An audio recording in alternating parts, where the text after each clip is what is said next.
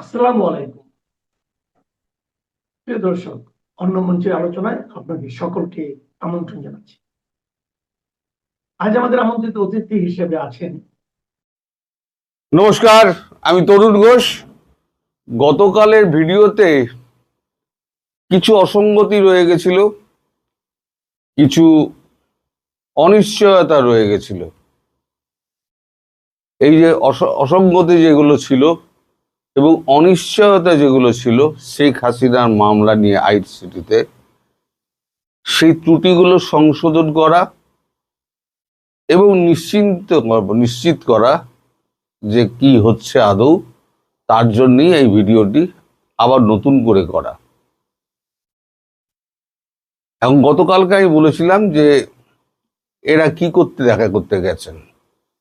রাহুল প্রিয়াঙ্কা তারা গেছিলেন, প্রথমে শুনেছিলেন সার্জিও ঘোষ যাবেন, পরে রাহুল গান্ধীর আপত্তিতে সার্জিও ঘোষকে বাদ দেওয়া হয় যে আমাদের ব্যাপার, ভারতবর্ষের ব্যাপার, আমরা ভারতবর্ষ সামনে নেব, এখানে মার্কিন যুক্তরাষ্ট্রের কোনো লোককে ঢোকানো তো উচিত হবে না, তাই তাকে বাদ দেওয়া হয়।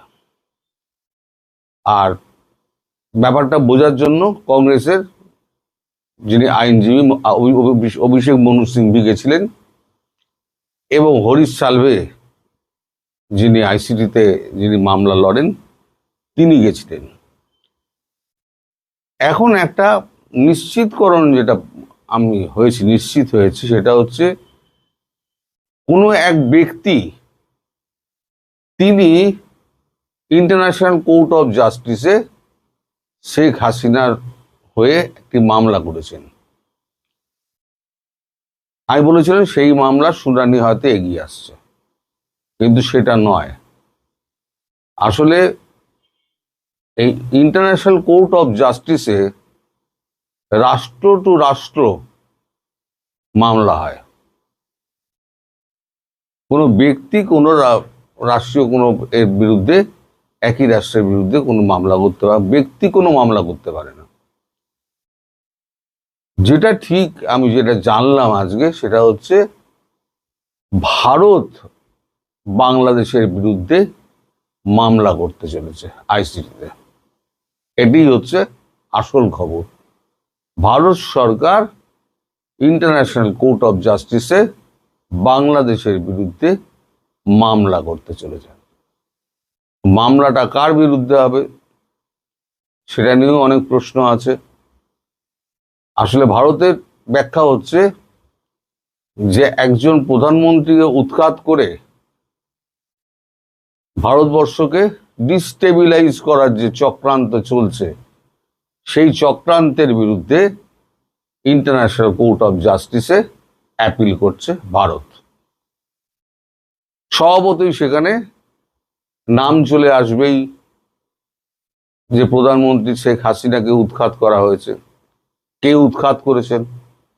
উৎখাত করেছেন ওই জেনজির নাম দিয়ে ডক্টর মোহাম্মদ ইউনুস, এবং পরবর্তীকালে অসাংবিধানিকভাবে একটি ভোট করে ক্ষমতা দখল করেছেন তারেক রহমান। অর্থাৎ এখানে পার্টি হবে দুইজন, বাংলাদেশের দুইজন, এক হচ্ছে মোহাম্মদ ইউনুস এবং দুই হচ্ছে বর্তমান প্রধানমন্ত্রী তারেক রহমান। এর জন্য যা দলিল দস্তাবেজ, এখন তো এগুলো সমস্ত তৈরি করতে হবে, সেগুলোই সমস্ত কাগজপত্র সমস্ত নিয়ে যাওয়া হয়েছিল, তার কনফার্মেশন এবং শেখ হাসিনার বক্তব্য, এইগুলো সমস্ত রেকর্ডিং করার জন্য। কারণ উনি তো ওখানে গিয়ে সশরীরে হাজির হতে পারবেন না, যখন হাজির হওয়ার হবে তো তখন দেখা যাবে। এটা হচ্ছে যে ইন্টারন্যাশনাল কোর্ট অফ জাস্টিস হচ্ছে হেগে, নেদারল্যান্ডের হেগে। তো এখন তো আমাদের নির্বাচন চলছে, এই নির্বাচনটা শেষ হয়ে গেলে এই জিনিসটা এর মধ্যে ব্রিফ যেটা ব্রিফ হয়, ব্রিফটা আইনজীবীরা বুঝবেন, সেটা ব্রিফ তৈরি হয়। সেই ব্রিফটা এখন হরিশ সালভে এখন তৈরি করবেন। আর অভিষেক মনু সিংভি গেছিলেন যে পুরো ব্যাপারটা বুঝতে, মানে সেটা রাহুল প্রিয়াঙ্কা নিয়ে গিয়েছিলেন, যেহেতু উনি কংগ্রেসের সদস্য এবং সুপ্রিম কোর্টের আইনজীবী। তিনিও আলোচনার শেষে বলেছেন যে না, এই মামলাটা করা যেতে পারে, কারণ ভারতবর্ষকে ডিস্টেবিলাইজ করার জন্য যে সমস্ত ম্যাপ ট্যাপগুলো জারি করা হয়েছিল সেই সমস্ত ভারতবর্ষ তার সঙ্গে নিয়ে গিয়ে ওই ডকুমেন্টের সঙ্গে যেটা ব্রিফ তৈরি করা হচ্ছে সেই ব্রিফের সঙ্গে সেগুলো অ্যাটাচ করে দেওয়া হবে। এখন গতকাল যে আমি যেটা বলেছিলাম সেটা আন্দাজের ভিত্তিতে বলেছিলাম, আমি বলেছিলাম আমি পুরো খবর পাইনি। আজকে আমি পুরো খবরটা পেয়েছি, পেয়ে আমি আপনাদেরকে ওই কিছুটা ত্রুটি রয়ে গেছে সেই ত্রুটিটাকে সংশোধন করলাম, এবং যেটা আমার মনে সন্দেহ ছিল সেই সন্দেহটা নিরসন করার জন্য আমি নানান রকমভাবে খোঁজখবর লাগিয়ে যখন নিঃসন্দেহ হয়েছি তখনই আমি এই ভিডিওটা করতে বসলাম। আমি যদি ভিডিওটা না করতাম তাহলে অনেকের মনেই সন্দেহ জেগে যেত যে এরকম, সকলেই তো খোঁজ খবর রাখেন, সকলে মনে করতেন যে এটা একটা ভিত্তিহীন রিপোর্ট, যেটা রাষ্ট্রের বিরুদ্ধে রাষ্ট্র ছাড়া মানে হতে পারে না, তা এটা কি রিপোর্ট হলো। তাই আবার এই সংশোধনী করে আমি আবার এটিকে আপনাদের কাছে প্রেজেন্ট করার চেষ্টা করছি। এখন আমার আগের যে ভিডিও তার যে ভুল ত্রুটি সেগুলো একটু মার্জনা করে দেবেন, কারণ আমি আন্দাজে খবরের ভিত্তিতে করেছিলাম এবং আমার সন্দেহটা হয়েছিল এইটা যে এটা সম্ভবত যেহেতু হরিশ সালভে যাচ্ছে তাহলে এটা আইসিটির ব্যাপার আছে। এটা আমি কিন্তু বলেছিলাম যে আমি সত্যিও হতে পারি, I may be right or may be wrong, আমি কিন্তু এটাও বলেছিলাম। আজকে আমি যেটা বলছি সেটা হচ্ছে সম্পূর্ণ বস্তুনিষ্ঠ এবং সম্পূর্ণ সত্য খবর। এবার আমাদের নির্বাচনটা মিটুক, এর মধ্যে এই সমস্ত ব্রিফগুলো তৈরি হবে, ব্রিফিং নয়, ব্রিফগুলো তৈরি হবে।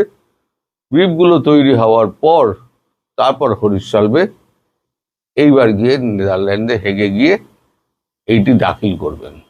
এটি দাখিল করে যারা যারা পাত্রপাত্রী আছে এর মধ্যে, আর এই মানে চক্রটার সঙ্গে, উৎখাতের চক্রটার সঙ্গে যারা যারা জড়িত আছে, কার কার নাম আছে আমি জানি না, যারা যারা জড়িত আছে, শেখ হাসিনা নিশ্চয়ই বলেছেন যে এর জড়িত আছে, তাদের প্রত্যেকের নামে মামলা করা হবে এবং প্রত্যেকের শাস্তির বিধান চাওয়া হবে। সেখানে ইন্টারন্যাশনাল কোর্ট অফ জাস্টিসের রায় হয়তো 3-4টে শুনানি হয়তো হবে, তার মধ্যেই মানে রায় বেরিয়ে যাবে।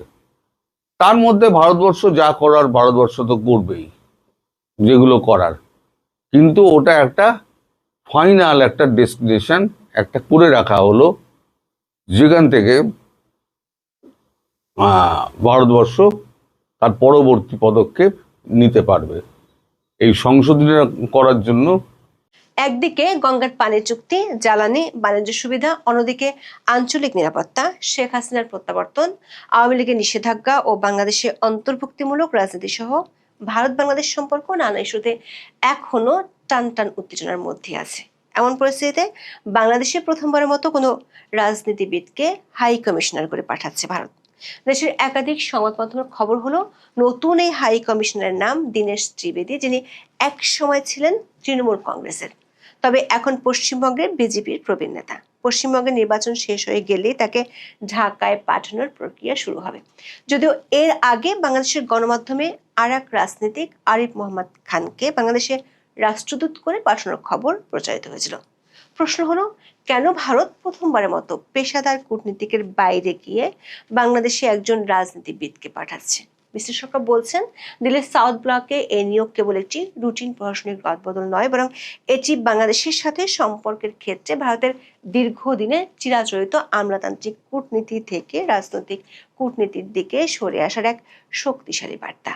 দীনেশ ত্রিবেদীকে হাই কমিশনার করার সিদ্ধান্ত বাংলাদেশ সরকারের জন্য নরেন্দ্র মোদীর একটি বিশেষ বার্তা হিসেবে দেখিয়েছে কোনো কোনো ভারতীয় সংবাদ মাধ্যম। আবার ভারত ও বাংলাদেশের মধ্যে ঐতিহাসিকভাবে জিয়ে থাকা অনেক ইস্যুর মধ্যে বর্তমান সময়ে দেশ দুটির জন্য সবচেয়ে গুরুত্বপূর্ণ 3 ভার্সেস 3 বাস্তবায়নে দীনেশ ত্রিবেদীর অ্যাসাইনমেন্ট কি হবে? আবার বাংলাদেশ ইস্যুতে ইন্দো প্যাসিফিক অঞ্চলে ভারতের মিত্র বলে পরিচিত যুক্তরাষ্ট্রের সাথে বোঝাপড়া চূড়ান্ত করতে ত্রিবেদীর এই নিয়োগ কতটা ভূমিকা রাখবে?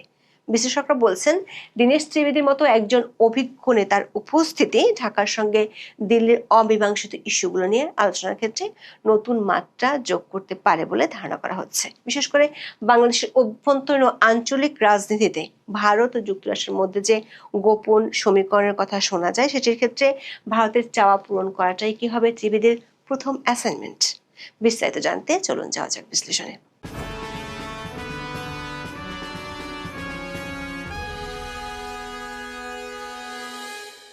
সবচেয়ে বড় প্রতিবেশী দেশ হিসেবে বাংলাদেশে ভারতের আর ভারতে বাংলাদেশের রাষ্ট্রদূত কারা হচ্ছেন তা সবসময় সংবাদ মাধ্যমগুলোতে গুরুত্ব পায়। বিশেষ করে অন্তর্বর্তী সরকারের আমলে তলানিতে গিয়ে ঠেকে দুই দেশের সম্পর্ক যখন বিএনপি সরকার আমলে নতুন করে গড়ার লক্ষণ দেখা যাচ্ছে, তখন বাংলাদেশে ভারতের নতুন রাষ্ট্রদূত কে হচ্ছেন সে খবর বিশেষভাবে গুরুত্ব পাচ্ছে।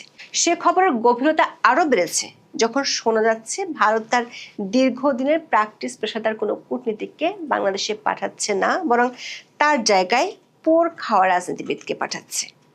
ঢাকায় ভারতের হাই কমিশনার হিসেবে দায়িত্ব পালন করে আসা জ্যেষ্ঠ কূটনীতিক প্রণয় ভার্মাকে বেলজিয়াম ও ইউরোপীয় ইউনিয়নে রাষ্ট্রদূত হিসেবে বদলি করেছে ভারতের পররাষ্ট্র মন্ত্রণালয়। গত 10 এপ্রিল এক সংবাদ বিজ্ঞপ্তিতে এ তথ্য জানিয়েছিল দেশটির পররাষ্ট্র মন্ত্রণালয়।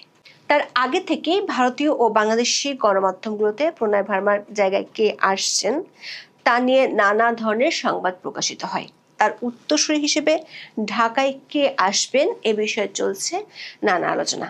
এসব আলোচনার মধ্যে বিহারের সাবেক রাজ্যপাল ও ভারতের সাবেক কেন্দ্রীয় মন্ত্রী আরিফ মোহাম্মদ খানের নাম সবচেয়ে বেশি আলোচনায় উঠে আসে। কিন্তু সবশেষ তথ্য হলো আরিফ মোহাম্মদ খান নয়, বাংলাদেশে হাই কমিশনার হিসেবে আসছেন ঝানু রাজনীতিবিদ এবং সাবেক কেন্দ্রীয় মন্ত্রী 75 বছর বয়সী দীনেশ ত্রিবেদী। দিল্লির সাউথ ব্লকের সূত্রগুলো বলছে, দীনেশ ত্রিবেদীর পশ্চিমবঙ্গীয় পরিচিতি তাকে বাংলাদেশে পাঠানোর ক্ষেত্রে বড় একটা কারণ হিসেবে কাজ করছে। তবে এর পেছনে আরো বেশ কয়েকটি শক্তিশালী কারণ আছে। আরিফ মোহাম্মদ খানের রাজনৈতিক ভিত্তি উত্তর ভারত কেন্দ্রিক, আর দীনেশ ত্রিবেদীর রাজনৈতিক ঘর হলো পশ্চিমবঙ্গ।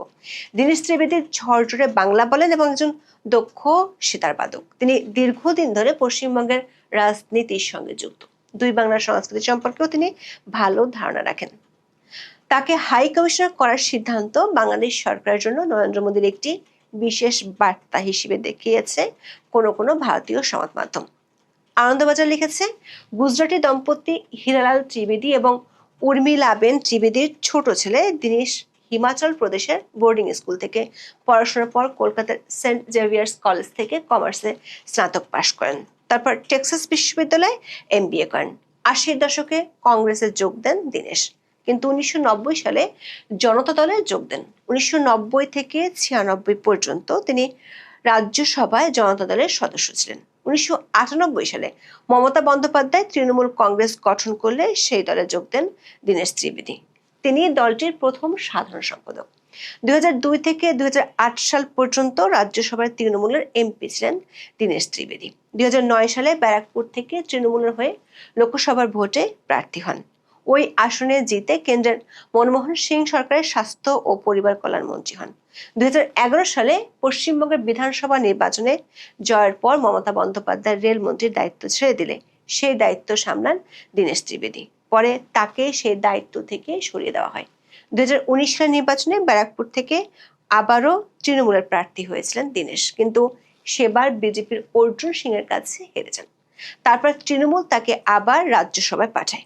কিছুদিন পর থেকে তৃণমূলের সঙ্গে দূরত্ব তৈরি হয় দীনেশের। এর ধারাবাহিকতায় 2021 সালের 12 ফেব্রুয়ারি তিনি তৃণমূল থেকে পদত্যাগ করেন এবং 6 মার্চ বিজেপিতে যোগ দেন।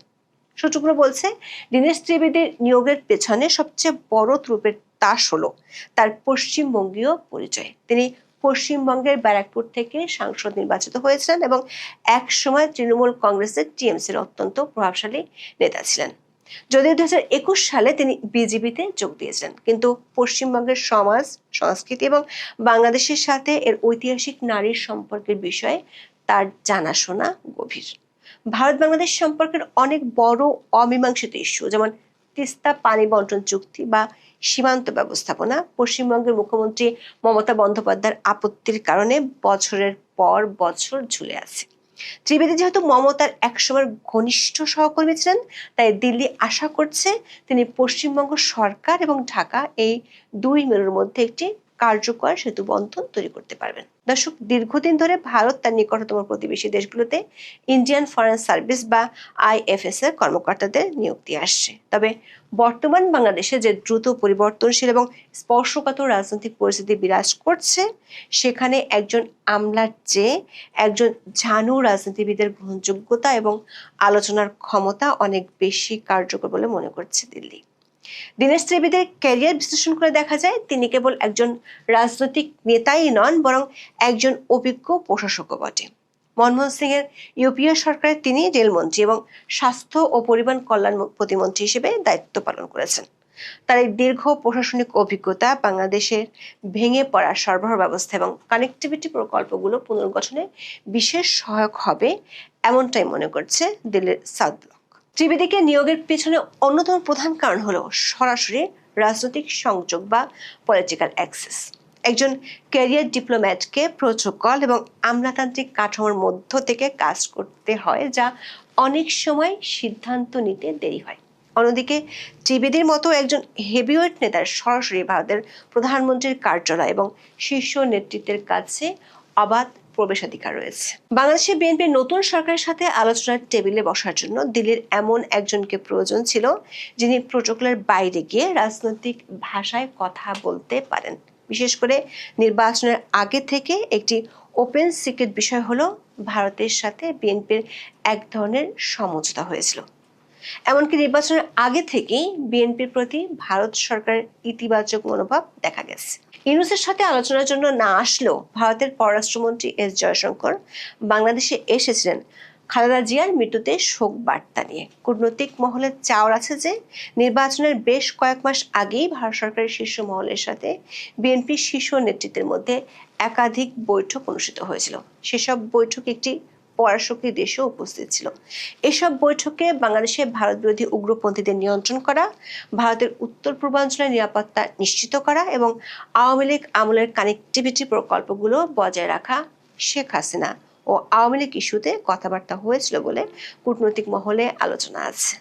নির্বাচনের পর সম্প্রতি বাংলাদেশের পররাষ্ট্রমন্ত্রী খলিলুর রহমান ও তারেক রহমানের পররাষ্ট্র উপদেষ্টা হুমায়ুন কবির মরিশাস যাওয়ার পথে ভারতে 2 দিনের সফর করেছেন।